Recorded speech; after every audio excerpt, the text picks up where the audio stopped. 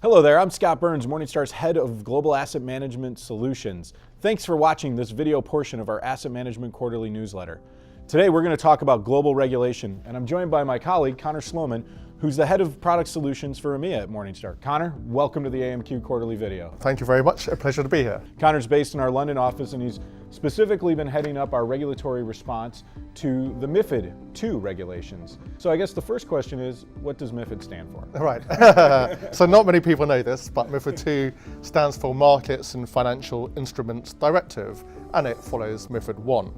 Now, MiFID II is a very far-reaching piece of regulation. It's been described as a single rulebook for financial services in Europe. Now, we really break it down into four main areas. A market structure, which focuses on pre- and post-trade transparency and how markets are operating. Internal and external controls, which deals with how businesses are overseeing their compliance, audit, and risk functions, and also how external regulators and national competent authorities are overseeing financial services firms. Then investor protection is a third element, very important element of MiFID II, really banning inducements, looking at how advice is delivered, and ensuring the suitability of investments to the end investor. And then finally, fee transparency is the fourth element, where fees are becoming much more clearer in terms of what an investor is paying for on a product level, advice level, and for distribution.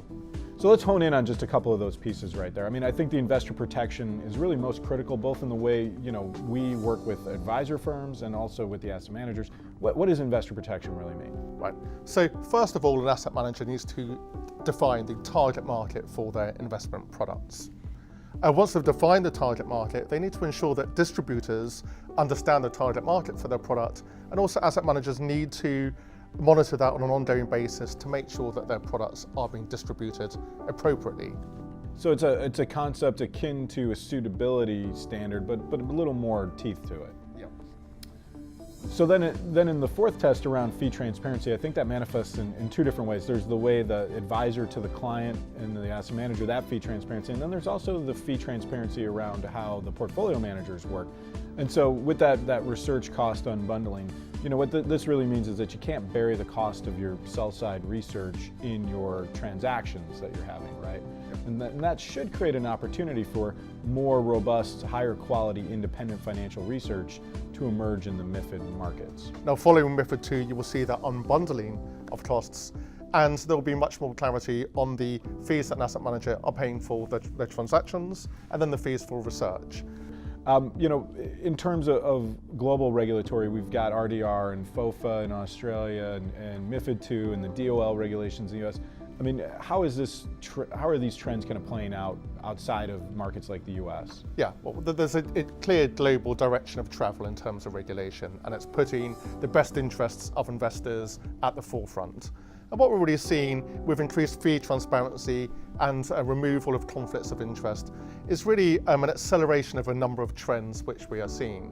So the increased use of lower cost products, the increased use of outcome-oriented solutions, and also the increased use of technology in the advice process, or for lower value investors, perhaps the increased use of automated advice solutions. All right, so given this big direction of travel that we see in these trends towards this regulatory environment, how are asset managers going to have to change their businesses, one, to comply, two, to succeed? I think asset managers do need to consider that investors will be focusing more on the costs of the investment products themselves, and they'll really be having to look at where they are really offering an active management solution as opposed to more passive performance.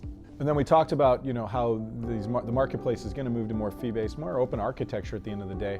How are we helping asset managers in the EMEA market space, really effectively market and develop product to succeed in this new environment?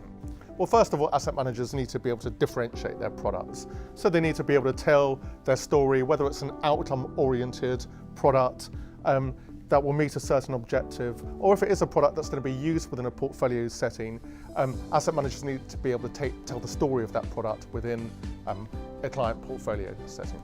It will move away from my product is better than that product but rather be looking at the objectives that the investor has and how they can support those client objectives. Right, and we're gonna see a lot more financial planning and needs assessment type activity in the EMEA region, and that's gonna beget more goals-based needs from the advisor world, right? Absolutely. As soon as the fee that an investor was paying for advice is more explicit, then there's much more focus on that quality of the advice. Right, and asset managers then need to meet that from a goals, or portfolio solution story, as opposed to, here's my product, here's its fact sheet. Absolutely, and support the advice when telling that story to the end client.